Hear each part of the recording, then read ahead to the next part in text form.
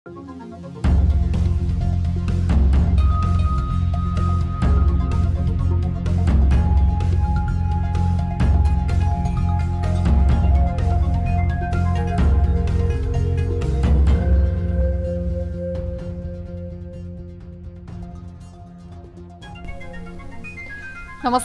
यो news 24 television prime time न्यूजमा स्वागत छ। पूर्व राजा ज्ञानेन्द्र शाहले दशैंको अवसर पारेर दिएको राजनीतिक शुभकामनाले दशैंको माहौलमा एउटा तरंग पैदा गरेको छ। प्रजातन्त्र बिनाको राज संस्था र राज संस्था बिनाको प्रजातन्त्र नेपालमा सान्दर्भिक हुन सक्दैन भन्ने पूर्व राजाको भिडियो सन्देशलाई अहिले विभिन्न कोणबाट चर्चा परिचर्चा हुन थालेको छ। नारायण हिटीबाट बाहिरै यता चुप बसेका पूर्व राजाले देशको तत्कालीन परिस्थितिले हामी बेगले जिम्मेवारी ग्रहण गर्न बाध्य तुल्यायो भन्दै दिएको पछिल्लो अभिव्यक्ति अहिलेसम्मकै कडा हो। दशैंको रमझममा रहेका कारण पनि राजनैतिक दलका नेताहरूबाट पूर्व राजाको यो व्यक्तिमा खासै प्रतिक्रिया आएको छैन। तर सत्ता साझेदार जनता समाजवादी पार्टीका डाक्टर बाबुराम भट्टराईले भने सामाजिक सञ्जालबाटै कडा आपत्ति जनाए। देशप्रति अलिकति पनि जिम्मेवार बोध छ भने अहिलेको व्यवस्था स्वीकारेर बस्नु बाहेक पूर्व राजासँग अर्को विकल्प नरहेको भट्टराईको सुझाव छ। अब प्राइम टाइम न्यूजका हेडलाइन्स। बंगलादेशसँग बराबरीमा खेलेसँगै नेपाल पहिलो पटक साफ च्याम्पियनशिपको फाइनलमा। उपाधि भिडन्त शनिबार, उपाधि जित्ने नेपाली टिमको दृढता।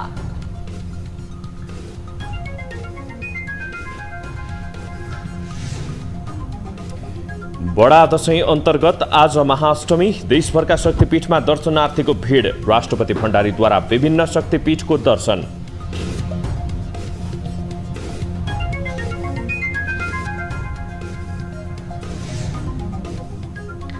संसद सुचारू गराउन नेकपा एमालेसँग छलफलका लागि सभामुख तयार। राष्ट्रका संवेदनशील विषयहरू अगाडि बढाउन आफूले नरोकेको भनाई।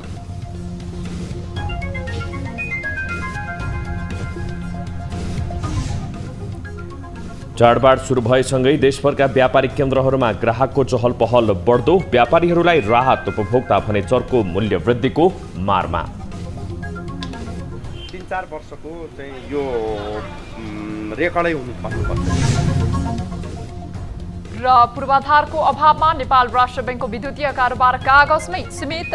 सबै क्षेत्रमा इन्टरनेटको पहुँच नहुँदा आवश्यक आउटलेट अभाव। राष्ट्रले त के चाहन्छ त भन्दाखेरि जति सक्दो नगदको कारोबार घटाएर डिजिटल पेमेन्टलाई चाहिँ प्रमोट गरौँ।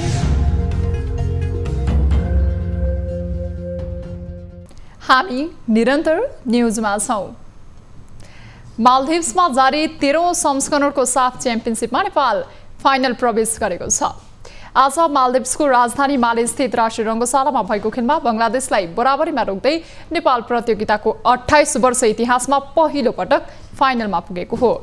नेपालले खेलमा बंगलादेशसँग 1-1 को बराबरी खेल्दै फाइनलमा स्थान बनाएको हो। नेपालले बंगलादेश विरुद्ध दोस्रो हाफमा गोल गरेको हो। नेपालका लागि अन्जन विष्टले 88औं मिनेटमा पेनाल्टी मार्फत गोल गरेका हुन्। खेलको अन्तिम समयतिर बंगलादेशी खेलाडीले डिबक्स भित्र फल गर्दा नेपालले पेनाल्टीको अवसर पाएको हो। बंगलादेशका सुमन रेजाले नेपाल विरुद्ध खेलको 9औं मिनेटमा गोल गरेका थिए। नेपालले बलमा नियन्त्रण राखे पनि डिफेन्सको कमजोरीले गोल खान बाध्य भएको थियो। तर खेलको बाँकी समय नेपालले दबाव कायम गर्न सक्दा नेपाल खेलमा फर्किएको हो। बंगलादेशका गोलरक्षक रहमान जिकोले रेड कार्ड पाएर 10 खेलाडीमा सीमित बनेको बंगलादेशमाथि नेपालले राम्रो फाइदा लिन सकेको छ। नेपालले साफ च्याम्पियनशिपमा 4 खेल खेल्दै 2 जित, 1 बराबरी र 1 हार सहित 7 अङ्क जोडेर फाइनलमा पुगेको हो। बंगलादेश भने 5 अङ्क बटुल्दै प्रतियोगिताबाट बाहिरिएको छ। यो खेल जितेको भए बंगलादेश फाइनल पुग्ने सम्भावना थियो। दोस्रो स्थानको मालदिभ्सको 6 अङ्क र तेस्रो स्थानमा भारतको 5 अङ्क रहेको छ। आजै राति 9:45 बजे भारत र मालदिभ्स बीच प्रतिस्पर्धा हुँदैछ। फाइनलमा पुग्न मालदिभ्सलाई बराबरी भए पुग्छ भने भारतलाई जित चाहिन्छ। यो खेलको नतिजापछि नेपालले फाइनलमा भिड्ने टिमको टुङ्गो लाग्नेछ। नेपालले यसअघि खेलेका 12 संस्करणमा फाइनलमा स्थान बनाउन सकेको थिएन। फाइनल खेल आउँदो शनिबार नेपाली समयअनुसार राति 8:45 मा सुरु हुनेछ। आज महाअष्टमी अर्थात् नवरात्रिको 8औं दिन। नवरात्रिभरि माता दुर्गाका 9वटा रूपहरू शैलपुत्री, ब्रह्मचारिणी, चन्द्रघण्टा, कुष्माण्डा, स्कन्दमाता, कात्यायनी, कालरात्रि, महागौरी र सिद्धिदात्रीको पूजा अर्चना गरिन्छ। आजको दिन दुर्गाको 8औं स्वरूप महागौरीको विधि विधान अनुसार पूजा अनुष्ठान गर्ने गरिन्छ। गणेशको रूपमा स्थापना गरिएको कलशको छेउमा 9वटा साना साना ढुङ्गाहरूलाई नवदेवीका प्रतिमाको रूपमा स्थापित नैवेद्य फलफूल आदि चढाएर पूजा गर्ने गरिन्छ। घटस्थापनाको दिन वैदिक परम्परा अनुसार स्थापना गरिएको कलश र जमरा राखिएको ठाउँमा आज विधिपूर्वक पूजा अर्चना गरिने भएकोले आजको दिन शक्तिपीठ, दशैंघर अनि विभिन्न मन्दिरमा विशेष घुइँचो रहन्छ। आज मध्यरात अर्थात् नवमीको सुरुवातमा देवीहरूको विशेष पूजा अनुष्ठान हुने गर्दछ। नेपाली सेना र प्रहरीका हात हतियार र कलपूर्जाहरूको पूजा अर्चना समेत विधि विधान अनुसार गरिन्छ। नेपालीहरूको महान चाड बडा दशैंको 8औं दिन महाअष्टमीका अवसरमा राष्ट्रपति विद्यादेवी भण्डारीले विभिन्न शक्तिपीठको दर्शन गर्नुभएको छ। उहाँले बुधबार नक्साल भगवती, मैतीदेवी, भद्रकाली लगायतका शक्तिपीठको दर्शन गर्नुका साथै पूजा अर्चना गर्नुभएको हो। राष्ट्रपतिले विभिन्न शक्तिपीठको दर्शन गर्दा सुरक्षा व्यवस्था कडा पारिएको थियो। आश्विन शुक्ल प्रतिपदाका दिन पूजा कोठा, दशैंघर अथवा मण्डपमा वैदिक विधिपूर्वक घटस्थापना गरिएको ठाउँमा महाअष्टमीको दिन विशेष भक्तिपूर्वक पूजा आजा गरिन्छ। मध्यरातमा बलिसहित कालरात्रिको पूजा गर्ने चलन रहेको छ। नेपालीहरूको महान चाड विजया दशमी घर आँगनमा भित्रिएसँगै काठमाडौँ उपत्यका सुनसान बन्दै गएको छ। काठमाडौँलाई कर्मथलो बनाएका नेपालीहरू महान चाड दशैंमा जन्मथलो फर्किएका छन्। अध्ययन, व्यापार व्यवसाय र रोजगारीको सिलसिलामा काठमाडौँ रहेका नेपालीहरू दशैं मनाउन घर फर्किएसँगै उपत्यका सुनसान बनेको हो। एक रिपोर्ट। यति बेला काठमाडौँ उपत्यकाका चोक, गल्ली र सडकहरू सुनसान बन्दै गएका छन्। कुनै बेला खुट्टा राख्ने ठाउँ समेत नहुने कोटेश्वर, असन, न्यू रोड, कलङ्की र गोङ्गोपु बस पार्क लगायतका क्षेत्र सुनसान देखिन्छन्। यति बेला हामी काठमाडौँको अत्याधिक भिडभाड हुने कलङ्की क्षेत्रमा रहेका छौँ। अरू बेला निकै भिडभाड हुने यस क्षेत्रमा अहिले नेपालीहरूको महान चाड विजया दशमी घर घरमा भित्रिएको अवस्थामा काठमाडौँ कर्मथलो बनाएर बसिरहेका नेपालीहरू जन्मथलोतर्फ फर्किरहँदा सुनसान जस्तो देखिएको छ। यो निकै भिडभाड हुने क्षेत्रमा हामीले देख्न सक्छौँ सीमित सङ्ख्यामा सवारी साधनहरू चलिरहेका छन्। महान चाड दशैंमा टाढा टाढा जानुपर्ने यात्रुहरू केही दिन अगाडि नै गइसकेकोले अहिले काठमाडौँ सुनसान बनेको यात्रुहरू बताउँछन्। आकस्मिक रूपमा घर जाने र समयमा टिकट नपाएका यात्रु मात्रै काठमाडौँमा रहेको उनीहरूको भनाइ छ। धेरै जसो मान्छे गाउँ गइसकेको हुनाले सुनसान भयो होला, किनभने बस खुलेको अलि पहिल्यैबाट हो। म प्युठान जान लाग्यो, धेरै जसो ठाउँहरूमा चाहिँ अनलाइन बुकिङ रहेनछ। अनि म 12 गते आउँदा चाहिँ टिकटहरू सबै फुल भइसकेको थियो, प्याक भइसकेको थियो होइन। अनि 27 गतेको पाए, त्यही भएर जान लाग्यो। यातायात व्यवसाय पनि दशैं मुखैमा आइसकेकोले यात्रुहरू कम हुँदै गएको बताउँछन्। केही दिन अगाडिसम्म खाचा खाच हुने सिटहरू बिस्तारै खाली हुँदै गएको उनीहरूको भनाइ छ। आज त अब लगभग प्रायः जस्तो मान्छेहरू त जाने त लगभग हिजो अस्तिबाट पनि अब मान्छे त छोड्न थाले, ठाउँ छोड्न थाले, जाने गइसक्यो। आज त लगभग मध्य दशैं नै भयो त। अब अष्टमी प्रायः मान्छेको चलपल पनि त प्रायः बाहिरको उस्तै इमर्जेन्सी पर्नेहरू त हुने हो, नत्र प्रायः त लगभग अब बेलामा छुट्टी भएको त सब गइ पनि सके, कोही अब जाने उसमा होला नि, त्यस्तै मात्रै हो, नत्र हाम्रो गाडी खाली नै छ। काठमाडौँ सुनसान बन्दा बस पार्क लगायतका क्षेत्रमा व्यवसाय पनि सुस्ताएको छ। स्थायी रूपमा बसोबास गर्ने र अत्यावश्यक क्षेत्रमा काम गर्ने कर्मचारीहरू मात्रै यति बेला काठमाडौँमा रहेका छन्। महानगरीय ट्राफिक प्रहरीका अनुसार अहिलेसम्म करिब 9 लाखले काठमाडौँ उपत्यका छोडिसकेका छन्। नेपालीहरूको महान चाड विजया दशमी नेपालीहरूको घर आँगनमा आएसँगै काठमाडौँलाई कर्मथलो बनाएका नेपालीहरू जन्मथलोतर्फ फर्किएका छन्। न्युज 24 टेलिभिजनका लागि क्यामेरामा कान्छा डङ्गोलका साथमा टिभी जर्नालिस्ट सरोज बस्याल, गोङ्गबु, काठमाडौँ। सभामुख अग्निप्रसाद सापकोटाले संसद सुचारू गराउन नेकपा एमालेसँग छलफलको लागि तयार रहेको बताउनु भएको छ। सभामुख सापकोटाले संसद चलाउनका लागि संवादको विकल्प नभएकोले सरकारवाला सबै पक्ष छलफलमा आउनुपर्ने बताउनु भएको हो। संसदको गरिमा बढाउन सबैको भूमिका बराबर रहेको उल्लेख गर्दै उहाँले प्रतिपक्षी दल नेकपा एमालेसँग छलफलका लागि तयार रहेको बताउनुभयो। सभामुख सापकोटाले आफूले सकेसम्म तटस्थ बसेर निर्णय लिएको बताउँदै सबैले आफूले गरेको कामको समीक्षा गरेर संवादमा आउनुपर्ने उल्लेख गर्नुभयो। सभामुख सापकोटाले आफ्नो भूमिकाप्रति सञ्चार माध्यममा गरिएका आशंकामा सत्यता भएको दाबी पनि गर्नुभएको छ। उहाँले एक किसिमले राष्ट्रका संवेदनशील विषयहरू अगाडि बढ्न आफूले नरोकेको सहजीकरणै गरेको बताउनु भएको छ। परराष्ट्र मन्त्री नारायण खड्का सर्बियाको बेलग्रेडमा सम्पन्न असंलग्न मुलुकहरूको उच्च स्तरीय बैठकमा सहभागी भएर आज स्वदेश फर्किनु भएको छ। गणतन्त्र राष्ट्र सर्बिया र गणतन्त्र अजरबैजानका परराष्ट्र मन्त्री निकोला सेलाकोविक र जेहुन ब्याराम्पको निमन्त्रणामा परराष्ट्र मन्त्रालयका पदाधिकारी सम्मिलित प्रतिनिधिमण्डलको नेतृत्व गरी मन्त्री खड्का यही असोज 22 गते बेलग्रेड जानुभएको थियो भने असंलग्न आन्दोलनका सदस्य राष्ट्रको सहभागिता रहेको उक्त समारोहमा परराष्ट्र मन्त्री खड्काले असोज 25 गते सम्बोधन गर्नुभएको थियो। आज स्वदेश फर्किनुभएका मन्त्री खड्काले उच्च स्तरीय बैठकमा कोभिड विरुद्धको खोपलाई सहज बनाउनु पर्नेमा आफूले जोड दिएको र भ्रमण सफल रहेको बताउनुभयो। भ्याक्सिनमा असमान पहुँच छ, यो असमान पहुँचको बारेमा पनि हामीले कडाभन्दा कडा तरिकाले एकताबद्ध तरिकाले हामीले आवाज उठाउनु पर्यो र यसमा चाँडोभन्दा चाँडो यो रोगबाट मुक्त पार्नको लागि अगाडि बढ्नु पर्यो भन्ने खालका कुराहरू हामीले उठायौँ।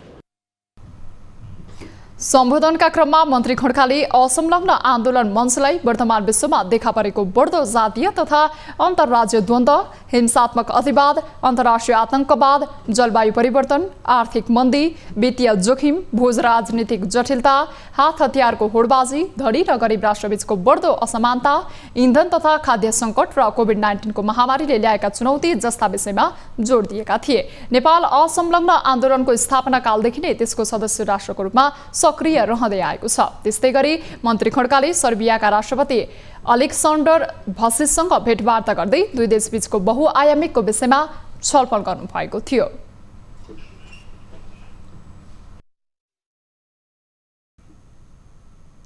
हामी निरन्तर न्यूजमा छौं। मन्त्री भएको 4 दिनमै श्रम, रोजगार तथा सामाजिक सुरक्षा मन्त्री कृष्णकुमार श्रेष्ठले आफ्नो सम्पत्ति विवरण सार्वजनिक गरे। सोमबार सार्वजनिक सम्पत्ति विवरणमा मन्त्री श्रेष्ठको प्रशस्त धन दौलत र जग्गा जमिन देखियो। नेकपा एकीकृत समाजवादीबाट मन्त्री बनेका श्रेष्ठको यत्रो सम्पत्तिले कम्युनिस्टको सिद्धान्त र आदर्शको उपहास गरेको भन्दै चर्चा सुरु भएको छ। एक रिपोर्ट। सार्वजनिक पद धारण गरेको व्यक्तिले 60 दिनभित्र सम्पत्ति विवरण सार्वजनिक गर्नुपर्ने व्यवस्था अनुसार श्रम, रोजगार तथा सामाजिक सुरक्षा मन्त्री कृष्णकुमार श्रेष्ठले सम्पत्ति विवरण सार्वजनिक गरेका हुन्। नेकपा एकीकृत समाजवादीबाट मन्त्री बनेका श्रेष्ठले सार्वजनिक गरेको सम्पत्ति विवरणमा 20 तोला सुन दाइजोमा पाएको र 50 तोला सुन खरिद गरेको गरी 70 तोला सुन रहेको उल्लेख गरेका छन्, जसको बजार मूल्य करिब 64 लाख हुन आउँछ। उनको काठमाडौँका विभिन्न 3 स्थानमा जग्गा छ। ती जग्गाको खरिद मूल्य मात्रै 2.5 करोड हुन आउँछ। उनले 2 करोड मूल्य बराबरको शेयर लगानीका साथै 20 वटा भन्दा बढी व्यावसायिक कम्पनीहरूमा करिब 14 करोड बराबरको लगानी गरेको उल्लेख गरेका छन्। मन्त्री श्रेष्ठले हाल मौजदातमा रहेको घर तथा जग्गामा 9.5 करोड बढीको सम्पत्ति देखाएका छन्, जस अन्तर्गत काठमाडौँ 9 धापासीमा 7 तलाको व्यावसायिक घर र काठमाडौँ महानगरपालिका 3 मा 2.5 तलाको घर रहेको छ। पार्टी जीवनमा जनताका लागि भनेर राजनीतिमा होमिएका नेता तथा कार्यकर्ताहरूसँग यत्रो सम्पत्ति कताबाट आयो भन्ने विषय अहिले बहसको विषय बनेको छ। उहाँहरूको सम्पत्ति लुक्नु भन्दा सम्पत्ति जे छ त्यो देखाइनु राम्रो कुरा हो। पहिलो कुरा म त्यसरी हेर्छु। दोस्रो कुरा के हो त भने उहाँहरूले आफूलाई सांस्कृतिक रूपमा, वैचारिक रूपमा कति रूपान्तरित गर्नुभयो हेर्ने कुरा त्यो हो। वैचारिक रूपमा उहाँहरू पटक्कै रूपान्तरित हुनु भएको छैन। सांस्कृतिक रूपमा पनि उहाँहरू बदलिनु भएको छैन। उहाँहरूको विचार चाहिँ एकदमै पुँजीवादी जस्तो छ, बाँच्ने ढङ्ग पनि पुँजीवादी जस्तो छ। देउबा सरकार बनेको 3 महिना बितिसक्दा पनि पहिलो चरणमा मन्त्री बनेकाहरूले सम्पत्ति विवरण सार्वजनिक गर्ने नैतिकता देखाएका छैनन्। भलै मन्त्री बनेको 4 दिनमा श्रेष्ठले सम्पत्ति विवरण सार्वजनिक गरेर नैतिकता देखाए पनि कम्युनिस्ट नेताको यत्रो सम्पत्ति कसरी जोडियो भन्ने स्पष्ट नदेखिनुले भने कतै मन्त्री साम्यवादको दुहाई दिने राजनैतिक दलको सिद्धान्त र आदर्शबाट कतै बहकिएका त होइनन् भन्ने प्रश्न पनि उब्जिएको छ। पूर्व सभासद एवं सिभिल सहकारी संस्थाका पूर्व अध्यक्ष इक्षाराज तामाङ सहित 12 जना विरुद्ध करिब 900 वटा जाहेरी दर्ता भएको छ। केन्द्रीय अनुसन्धान ब्युरोमा हिजो साँझसम्म 883 जना निक्षेपकर्ताले जाहेरी दर्ता गरेका छन्। जाहेरीमा अहिलेसम्म कुल बिगो रकम 3 अर्ब 74 करोड 28 लाख रुपैयाँ दावी गरिएको छ। यो मुद्दामा अझै जाहेरी थपिन सक्ने ब्युरोको अनुमान छ। एउटै मुद्दामा यति धेरै जाहेरी दर्ता भएको सम्भवतः पहिलो पटक भएको प्रहरीको अनुमान छ। सिभिल सहकारीमा 2000 भन्दा बढी निक्षेपकर्ता छन्। प्रहरीले तामाङ सहित 12 जना विरुद्ध ठगी मुद्दामा अनुसन्धान गरिरहेको छ। ठगी मुद्दामा प्रहरीसँग 25 दिन म्याद हुन्छ, तर 23 दिनभित्रै अनुसन्धान सक्नुपर्छ। तामाङले विभिन्न व्यक्तिहरूलाई जग्गा घर दिने भन्दै ठगी गरेको आरोप पनि छ। उनले केहीलाई घर जग्गा पास गरिदिने नाममा ठगी गरेको पनि खुलेको छ। अहिले ती व्यक्तिको जाहेरी परिसकेको छैन। उनीहरू सम्पर्कमा भने आएको प्रहरीले बताएको छ। सिभिल होम्स अन्तर्गत घर निर्माणकै लागि मात्रै इक्ष्याराजले 9 अर्ब रुपैयाँ निकालिसकेका छन्। इक्ष्याराज तामाङ सिभिल ब्याङ्कका अध्यक्ष तथा संविधान सभामा एमालेका तर्फबाट सभासद पनि थिए। उनलाई ब्युरोले गत असोज 18 गते सुन्धारा क्षेत्रबाट पक्राउ गरेको थियो। मोरङको कर्सिया स्थित सिटिजन्स ब्याङ्क लुट्ने लुटेराहरूलाई मोरङ प्रहरीले सार्वजनिक गरेको छ। लुटपाटमा संलग्न 2 जना भारतीय सहित 3 जनालाई पक्राउ गरेर जिल्ला प्रहरी कार्यालय विराटनगरमा आज सार्वजनिक गरेको हो। पक्राउ पर्नेमा भारतको अररिया शेखपुरा 5 का सुनिल यादव, भारत कोराहा 4 का विजय सहनी र विराटनगर महानगरपालिका 8 काश्याम मुखिया रहेका छन्। सीसीटीभी फुटेजमा ब्याङ्कभित्र 3 जना पसेको देखिए तापनि लुटपाटमा 7 जनाको संलग्नता रहेको प्रहरीले बताएको छ। मान्छेको मुभमेन्ट कम हुन्छ भन्ने यिनीहरूले हिसाब गरेर कोही तल पसलमा आएर चिया खाने, कोही वरपर बस्ने गरी वाच गरिसकेपछि जब ब्याङ्क बन्द हुने बेलामा करिब 3:45 बजे चाहिँ यिनीहरूले अब मान्छेको फ्लो कम हो भनेर एकजनाले गरेर मान्छेको फ्लो कम भए देखिसकेपछि त्यसपछि यिनीहरूले एट्याक गर्ने प्रयास एट्याक गरे। गत सोमबार दिउँसो 7 जनाको समूहले ब्याङ्क लुटपाट गरेका थिए। हतियारसहित आएको समूहले 21,70,000 भन्दा बढी लुटेर भागे पनि प्रहरीले भारत नेपाल सिमाना खैर बनादेखि पक्राउ गरेको हो। भाग्ने क्रममा भारतीय नागरिक विजय सहनीको बायाँ खुट्टामा गोली लागेर सामान्य घाइते भएको प्रहरीले बताएको छ। लुटेराले प्रयोग गरेको मोटरसाइकल र करुवा पिस्तोल समेत प्रहरीले बरामद गरेको छ। तर ब्याङ्कको पैसा भने अहिलेसम्म फेला पार्न सकेको छैन। नेपालमा बुधबार 365 जना कोरोनाका नयाँ संक्रमित फेला परेका छन्। देशभर गरिएको 3771 पीसीआर परीक्षणका क्रममा 326 जना र 1923 एन्टिजेन परीक्षणका क्रममा 39 जनामा कोरोना पुष्टि भएको स्वास्थ्य मन्त्रालयले जनाएको छ।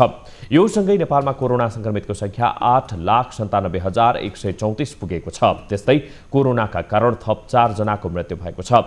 हालसम्म नेपालमा 11,261 संक्रमित निको भएका छन्। त्यस्तै थप 309 जना कोरोना मुक्त हुँदा नेपालमा हालसम्म 7,78,350 जना संक्रमण मुक्त भएका छन्। हाल नेपालमा 14,267 सक्रिय संक्रमित आइसोलेसन र 232 जना क्वारेन्टिनमा रहेको मन्त्रालयले जनाएको छ। सार्वजनिक स्थल र सवारी साधनमा सर्वसाधारणले सामान्य स्वास्थ्य मापदण्डको समेत पालना नगर्दा सर्लाहीमा कोरोना संक्रमणको जोखिम बढ्न सक्ने देखिएको छ। भारतसँग खुरा सिमाना भएको सर्लाहीमा भारतबाट घर आउने तथा आफ्ना आफन्तलाई भेट्न आउने जानेहरूको संख्यामा वृद्धि भएपछि कोरोना संक्रमण दर बढ्ने अनुमान गरिएको हो।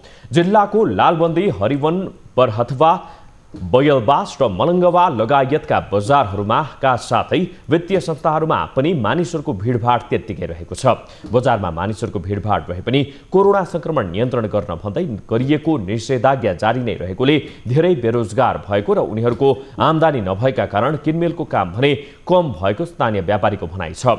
जिल्लामा हालसम्म 68,978 जनाले कोरोना संक्रमण विरुद्धको पहिलो डोज खोप र 1,74,464 जनाले दोस्रो डोज खोप पनि लगाइसकेका छन् भने जम्मा जिल्लाभरमा कोरोना खोप लगाउने 4,41,242 जनाले खोप लगाइसकेको स्वास्थ्य कार्यालय सर्लाहीले जनाएको छ।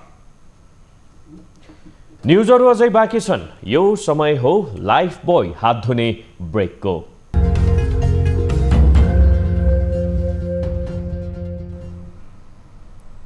हामी निरन्तर न्युजमा छौं। दशैं, तिहार तथा छठ लगायतका चाडपर्वलाई लक्षित गरेर विशेष सुरक्षा योजना कडाइका साथ लागू गरेको मोरङ प्रहरीले जनाएको छ। कोरोना संक्रमणको जोखिम अझै पनि रहेको र चाडपर्वलाई मर्यादित, व्यवस्थित र सुरक्षित बनाउने गरी विशेष सुरक्षा योजनाका साथ जिल्लाभर 1400 सुरक्षाकर्मीहरू खटाइएको मोरङका प्रवक्ता डीएसपी दीपक श्रेष्ठले जानकारी दिनुभयो। प्रदेशको राजधानी विराटनगर लगायत भिडभाड हुने रङ्गेली, सिजुवा, उर्लाबारी, पथरी, बेलबारी, गछिया लगायतका स्थानहरूमा प्रहरीको विशेष टोली परिचालन गरिनुका साथै सादा पोसाकमा पनि प्रहरी खटाइएको छ। दसैँ तिहार र छठको लागि हामीले विशेष सुरक्षा योजना बनाएर जिल्लाभरिको महत्त्वपूर्ण प्रतिष्ठानहरू विराटनगर महानगरपालिकाको बजार केन्द्र, यता बेलबारीको बजार केन्द्र, यता पथरी अनि उर्लाबाली, रङ्गेली, सिजुवा लगायत रानीका नाकाहरू र भारतीय नाकाहरूमा समेत तालुका कार्यालय, प्रदेश प्रहरी कार्यालयबाट समेत थप मद्दत ल्याएर हामीले यो सुरक्षा योजना लागू भइदेखि पश्चात चाडपर्वको समयमा यात्रुहरूलाई सहज गर्नका लागि मोरङ जिल्लाका विभिन्न स्थानहरूमा यात्रु सहायता कक्षको व्यवस्था गरिएको छ। कोरोना भाइरसको संक्रमण नियन्त्रण एवं रोकथामका लागि तोकिएको स्वास्थ्य सुरक्षा मापदण्डलाई पालना गराउन पनि प्रहरी सक्रिय भएको डीएसपी श्रेष्ठले जानकारी दिनुभयो। दसैँ तिहार नजिकिएसँगै सुदूरपश्चिमको अस्थायी मुकाम धनगढी लगायत प्रदेशका विभिन्न व्यापारिक केन्द्रहरूमा ग्राहकको चहल पहल बढेको छ। कोरोनाको कारण गत वर्ष व्यापार शून्य जस्तै थियो, तर यस वर्ष पनि ग्राहकको बाक्लो उपस्थिति रहेको छ। यसबाट व्यापारीहरूलाई राहत भए पनि उपभोक्ता भने चर्को महँगीको मारमा परेका छन्। एक रिपोर्ट। कैलालीका विभिन्न बजारहरूमा व्यापारिक गतिविधि सक्रिय हुन थालेसँगै उपभोक्ताहरू ठगिने क्रम पनि बढेको छ। दसैँ तिहारका बेला बजारमा दैनिक उपभोग्य वस्तुको अत्यधिक माग हुने भएकाले व्यापारीहरूले यही मौकामा कालोबजारी गर्ने, मूल्य बढाउने र म्याद नागेका सामानहरू बिक्री वितरण गर्ने गरेको उपभोक्ताको गुनासो छ। दसैँ तिहारकै बीच दैनिक उपभोग्य वस्तुको मूल्य वृद्धि भएपछि आर्थिक अवस्था कमजोर भएका वर्ग मारमा परेका छन्। हामीहरूले पनि खरिद गर्दाखेरि हामी पनि त्यति बेला चाहिँ उपभोक्ताकै रूपमा चाहिँ जान्छौँ होइन। तरकारी खरिद गर्न मन्डीमा जाँदाखेरि एउटा उपभोक्ता भनेर नै गइने हो, तर त्यसलाई यहाँ ल्याएर चाहिँ हाम्रो मार्केटमा चाहिँ ल्याइसकेपछि यहाँको ग्राहकले खान सक्छ कि सक्दैन भनेर चाहिँ त्यसलाई हेर्दाखेरि चाहिँ अब बाध्य भएर अब यो त्योहारको पिरियडमा चाहिँ उहाँहरूले किन्नु नै पर्छ। तपाईँको 3-4 महिना यतातिर चाहिँ तेलको मूल्य, सबभन्दा तेल र घिउको मूल्य अत्याधिक मात्रामा बढेको छ। यो चाहिँ तपाईँको चाहिँ 3-4 वर्षको चाहिँ यो रेकर्डै भन्नुपर्छ। यो यता व्यवसायीहरूले भने आफू खुसी मूल्य निर्धारण गरेको नभई सरकारले तोकेकै मूल्यमा सामान बिक्री वितरण गरिरहेको बताउँदै आएका छन्। नेपाली बजारमा महँगी बढेको भन्दै अधिकांश उपभोक्ताहरू नजिकै रहेको छिमेकी भारतीय बजार बनगवाबाट किनमेल गर्न थालेका छन्। विगतका वर्षहरूभन्दा यस वर्ष लत्ता कपडादेखि अन्य सामानको मूल्यमा निकै अन्तर देखिएको स्थानीय व्यापारी समेत बताउँछन्। डिजाइन चेन्ज भएर आइराखेको हुन्छ, माल त त्यस्तै लाग्छ, तर डिजाइन चेन्ज भएर आयो भने यो राम्रो हो भनेर अनि त्यसको मूल्य चाहिँ अटोमेटिक बढ्छ। चाडपर्व नजिकिएसँगै हरेक वर्ष उपभोक्ताहरू विभिन्न बहानामा ठगिने गरेका छन्। यसको मुख्य कारण नियमनकारी निकायको पेतलो बजार अनुगमन हो। तर वाणिज्य कार्यालय धनगढीका प्रमुख ललित पन्तले भने बजार अनुगमनलाई तीव्र पारिएको र ठगी गरिएको पाइए कडा कारबाही गरिने बताए। वाणिज्य कार्यालय त सधैँ गर्छ, अनुगमन गरिराखेका हुन्छ, तर यो अहिले दसैँ तिहार कार्यक्रम भनेपछि अहिले हाम्रो यो जम्मै जिल्ला प्रशासन कार्यालय सबै नियमकारी निकायहरूको संयुक्त अनुगमन भए हुनाले अहिलेलाई बढी हेर्छन्। वाणिज्य कार्यालय प्रत्येक वर्षभरि नै त्यो अनुगमन गरिराखेका हुन्छ। वाणिज्य कार्यालय सहर केन्द्रित अनुगमनमा मात्रै सीमित भएपछि ग्रामीण भेगमा चोरको मूल्य असुली, म्याद नागेका सामान बिक्री लगायत कालोबजारीको बेगबेगी झनै मौलाएको छ। यसतर्फ पनि सरोकारवाला निकायले ध्यान दिन जरुरी छ। न्यूज 24 टेलिभिजनका लागि कैलालीबाट टिभी जर्नलिस्ट अर्जुन बोहराको रिपोर्ट। देशकै तेस्रो ठूलो पर्यटकीय नगरी चितवनको सौराहामा दसैँ लागेसँगै चहल पहल पनि बढेको छ। कोरोना महामारीका कारण प्राय सुनसान रहेको सौराहामा दसैँ लागेसँगै पर्यटकको संख्यामा पनि वृद्धि भएको हो। बैंकको ब्याज र दैनिक सञ्चालन खर्च जुटाउन पनि समस्यामा रहेका सौराहाका व्यवसायलाई दसैँमा भएको पर्यटकको वृद्धिले थोरै भए पनि खुसी दिएको छ। एक रिपोर्ट। हुन त दशैं पर्यटकको आगमनको दृष्टिले सौराहाका लागि गुलजार समय हो। गर्मी मौसमलाई बिदाई गर्दै जाडो महिनालाई स्वागत गर्ने क्रम सुरु भएसँगै सौराहामा पर्यटकको आगमन हुने गर्थ्यो। त्यसैले यसै सेरोफेरोमा पर्ने दशैंको माहौल पारेर सौराहामा आन्तरिक पर्यटक पुग्ने गरेका थिए। तर कोरोना कहरका कारण अघिल्लो वर्ष सौराहा दशैंमा पनि ठप्प जस्तै बनेको थियो। यसपालि भने पर्यटकको संख्या वृद्धि भएसँगै अब बिस्तारै पर्यटकीय गतिविधि बढ्छ कि भन्ने विश्वासमा व्यवसायीहरू रहेका छन्। विदेशी पर्यटकहरू पनि आउन थाल्नु भएको छ। सिरिजहरू जस्तै पुराना सिरिजहरू साथीहरूले चाहिँ बुकिङ भएका र होल्ड भएका सिरिजहरू एउटा दुई चारवटा सिरिजहरू चाहिँ आएका छन्। तर हामीले जसरी सोचेका छौँ सोचे अनुसारको त्यो बुकिङहरू चाहिँ छैन, विदेशीहरूको पार्टमा चाहिँ छैन।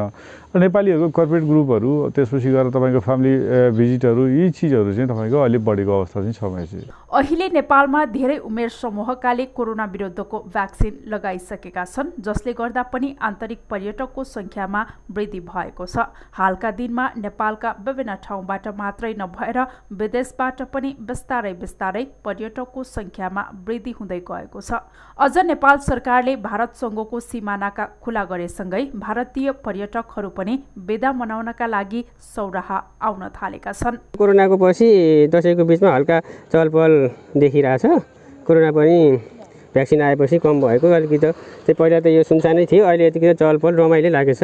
समग्रमा सौराहामा बिस्तारै चहल पहल बढेसँगै व्यवसायीहरू खुसी देखिएका छन्। कोरोनाले थलिएको व्यवसाय अब उठ्छ कि भन्ने आशा व्यवसायीमा छाएको छ। व्यवसायीहरूले चाडपर्व लक्षित विभिन्न छुटका प्याकेजहरू पनि सञ्चालन गरेका छन्। खोप लगाउन योग्य सबै नागरिकलाई खोप लगाइए आन्तरिक पर्यटकको संख्यामा वृद्धि भई आफूहरूको व्यवसायले गति लिने विश्वास यहाँका व्यवसायीले गरेका छन्। न्युज 24 टेलिभिजनका लागि चितवनबाट महेश पाण्डेको रिपोर्ट। व्यावसायिक पशुपालन बढेसँगै कर्णाली प्रदेश दूध, मासु लगायत पशुजन्य उत्पादनमा आत्मनिर्भर बनेको छ। प्रदेश पशुपन्छी विकास निर्देशनालयका अनुसार कर्णाली प्रदेशबाट वार्षिक 1 अर्बको पशुजन्य उत्पादन निर्यात हुने गरेको छ। कर्णालीका सुर्खेत, दैलेख, जाजरकोट लगायतका जिल्लामा स्थानीय जातका खसी, बोका र हिमाली भेडा च्याङ्राको माग बढेपछि व्यापारीहरू कृषकको घरसम्मै पुग्ने गरेका छन्। दैलेखको खसी काठमाडौँमा हाम्रो मार्केट लिएको छ हैन। नेपालको सबभन्दा ओखलढुङ्गा, त्यसपछि सल्यान, त्यसपछि दैलेखको भन्ने छ काठमाडौँमा। धेरै राम्रो माल मार्केट लिएको छ। यस वर्षको दशैं तिहारमा 50,000 भेडा च्याङ्रा निर्यात हुने निर्देशनालयको अनुमान छ। नेपाल राष्ट्र बैंकले गरेको प्रदेश आर्थिक गतिविधि अध्ययन 2077-78ले पनि कर्णालीमा पशुपन्छी उत्पादन वृद्धि भएको देखाएको छ। अध्ययन प्रतिवेदनका अनुसार गत वर्ष मासु 29.68%, दूध 0.69% र अण्डा उत्पादन 2.23%ले बढेको छ। कर्णाली प्रदेशको प्रथम 5 वर्षीय योजनाले पनि पशुपालनलाई आर्थिक उन्नतिको मुख्य क्षेत्रको रूपमा विकास गर्ने लक्ष्य लिएको छ।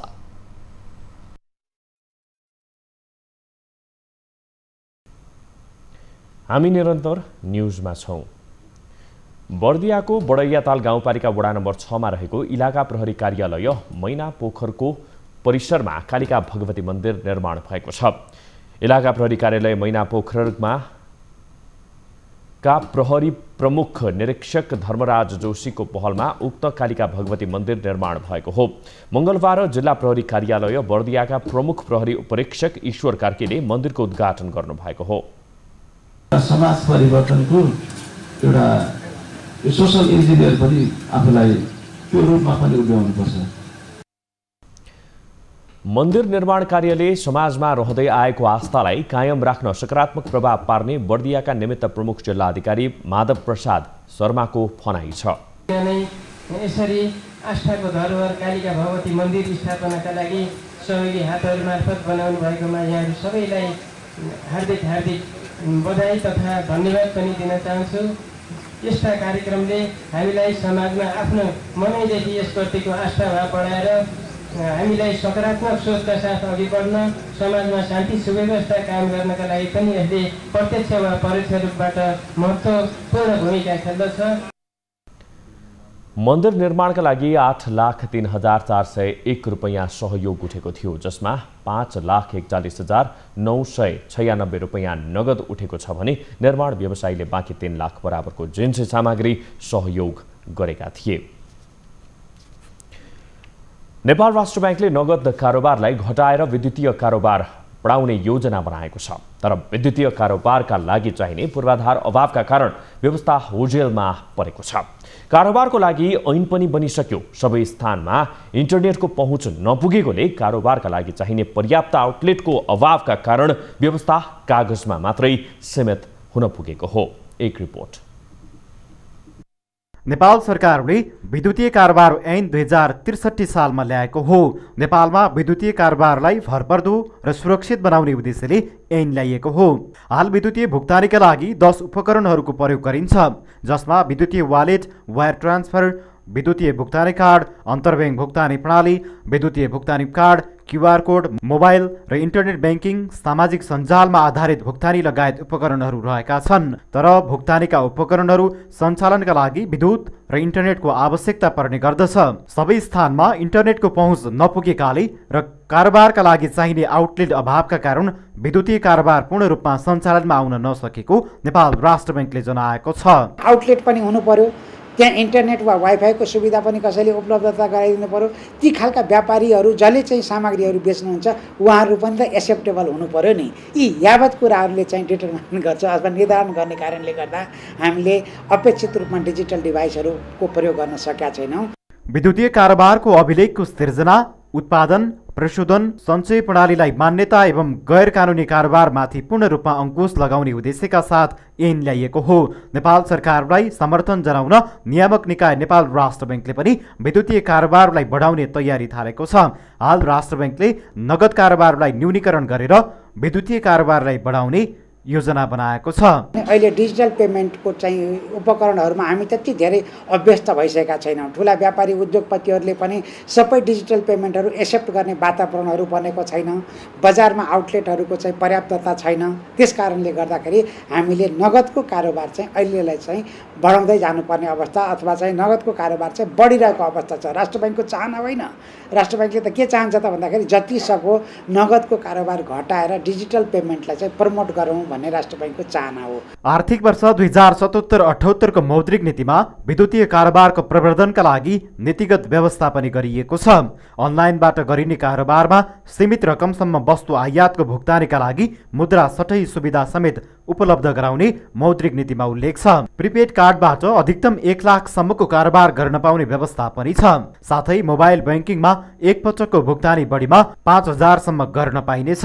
न्युज 24 टेलिभिजनका लागि क्यामेरामा अशोक मानन्दरका साथ टिभी जर्नलिस्ट रबिन ठकुरीको रिपोर्ट। अब बिजनेस न्यूज।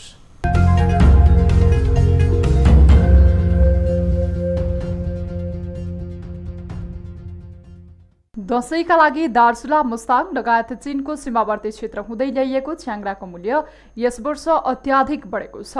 च्याङ्राको मूल्य गत वर्षको भन्दा दोब्बरले वृद्धि भएको हो। व्यापारीले गत वर्ष जिउँदो च्याङ्रा प्रति किलो 750 देखि 800 रुपैयाँसम्म बिक्री गरेका थिए। यस वर्ष सुरुको मूल्य नै 1050 रुपैयाँदेखि 1400 सम्म राखेका छन्। दार्चुला, रामेछाप, मुस्ताङका व्यापारीले गत वर्ष भन्दा यस वर्ष स्थानीय स्तरमै महँगो तिर्नु परेकोले मूल्य बढेको बताएका छन्। च्याङ्रा ल्याउँदा मासु जोखेर नभई सानो ठुलो मिलाएर गोटा गन्तीबाट खरिद गरेर ल्याउनु परेको जनाउँदै सानो र ठुलोको एउटै मूल्य तिरेर ल्याउनु पर्ने व्यापारीहरू बताउँछन्। पोहोर साल मैले 700 मा दिएको थिएँ किलोको, 690-700 गरेर दिएको थिएँ। तर अहिले हामीलाई लगभग 850 हामीले वहीँ माथि हाल्यौँ है। त्यो कारणले गर्दा हामीले यहाँ 1050 भनेर हामीले मूल्य गरिरहेका छौँ, तर 1000 मा चाहिँ हामीले दिइरहेका छौँ। बजारमा च्याङ्रा तयारी मासुको मूल्य भने 2600 रुपैयाँ किलो छ। गत वर्ष तयारी मासु 1700 किलोमा बिक्री गरे पनि यस वर्ष किलोमै 1000 भन्दा धेरै बढेको हो। भेडा बिक्री हुन छोडेपछि यस वर्ष व्यापारीले काठमाडौँ उपत्यकामै करिब 50 वटा मात्रै ल्याएका छन्। भेडा पनि स्थानीय स्तरमै प्रति गोटा 35,000 परेको भन्दै व्यापारीले प्रति किलो 1100 मा बिक्री गरिरहेका छन्।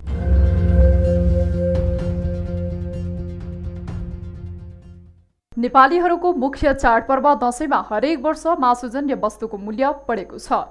नेपाल कृषि प्रधान देश भए पनि दशैं जस्ता ठूला पर्वहरूमा कृषिजन्य वस्तुमा परनिर्भरता बढेको छ। मुलुकको कृषि क्षेत्रमा कुल ग्राहस्थ उत्पादन जीडीपीमा करिब 37% योगदान गर्ने कृषि क्षेत्रमा देशका झण्डै 60% नागरिक आश्रित छन्। सबैभन्दा ठूलो पर्व दशैंका बेला भारतबाट अत्याधिक रूपमा खसी बोका राँगा आयात हुने गरेको छ। कृषिलाई मुख्य पेशा बनाएका अधिकांश परिवारले पशुपालन गर्छन्। नेपाल आत्मनिर्भर भई विदेशमा समेत मासु निर्यात हुनुपर्ने विज्ञहरूको तर्क छ। नेपालमा दशैं लगायतका चाडपर्वमा मासुका लागि जिउँदो पशुदेखि तयारी उत्पादनसम्म आयात गरिएको छ। अहिले नेपालमा मासुका लागि खसीदेखि गङ्गटुसम्म विदेशबाटै आयात हुने गरेको छ। गत 2 महिनामा भारतबाट मात्रै 10 करोड 82 लाख रुपैयाँ बराबरको 12,043 वटा जिउँदो खसी बाख्रा आयात गरिएको छ। यसैगरी फ्रोजन मिट मात्रै 48,000 किलोग्राम आयात भएको भन्सार विभागले जनाएको छ।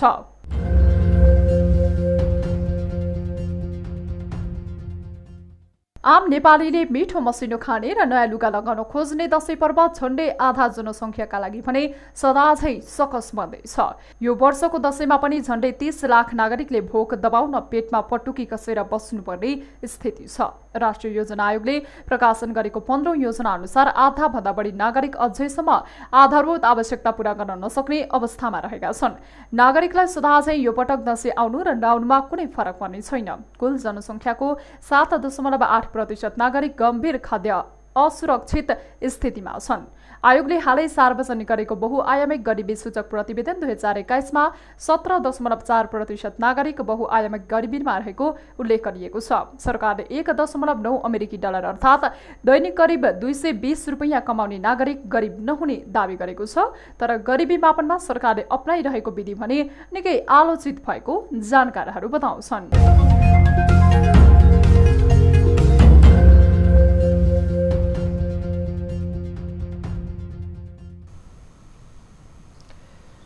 न्युजहरू अझै बाँकी छन्। यो समय हो लाइफ बोय हात धुने ब्रेकको।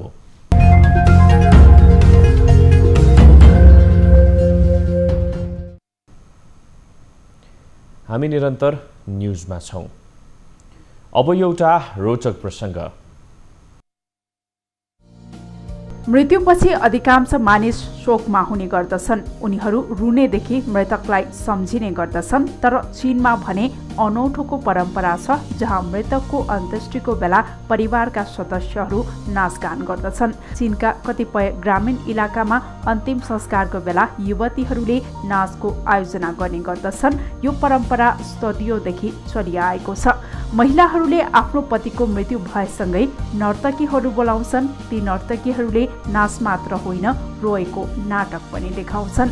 अन्त्येष्टिका क्रममा नाच देखाउने यो परम्पराका पछाडि एउटा अनौठो तर्क छ। अन्त्येष्टिमा नाच देखाउनु मृतकलाई शानदार तथा अन्तिम विदाईको उपहार भएको विश्वास गरिन्छ। अब 24 वेदर अपडेट।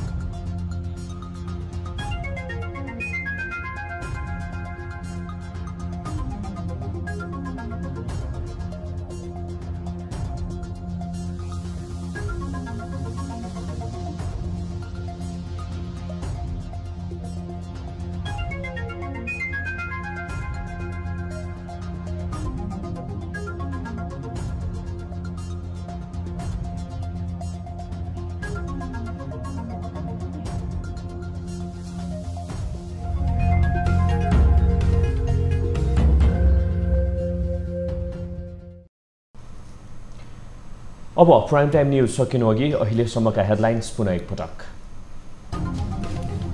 बंगलादेशसँग बराबरीमा खेलेसँगै नेपाल पहिलो पटक साफ च्याम्पियनसिपको फाइनलमा उपाधि भिडन्त शनिबार। उपाधि जित्ने नेपाली टिमको दृढता।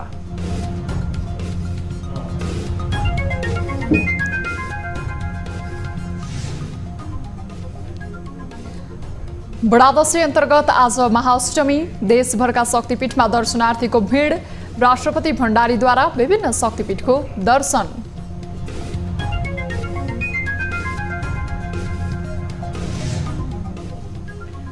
संसद सुचारू गराउन नेकपा एमालेसँग छलफलको लागि सभामुख तयार। राष्ट्रका संवेदनशील विषयहरू अगाडि बढाउन आफूले नरोकेको भनाई।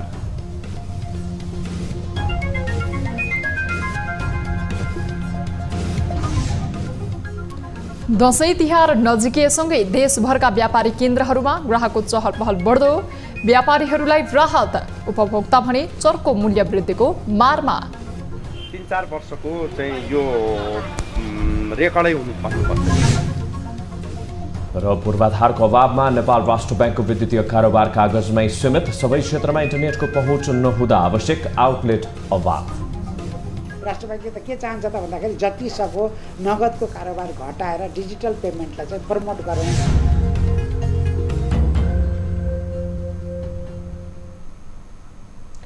प्राइम टाइम न्यूज अहिलेलाई यति नै। जाँदा जाँदै ताली र गाडीका लागि हामीले सोधेको प्रश्न, हरेक वर्ष दशैंमा सवारी दुर्घटनामा परि सर्वसाधारणको ठूलो संख्याले ज्यान गुमाउने गरेको छ।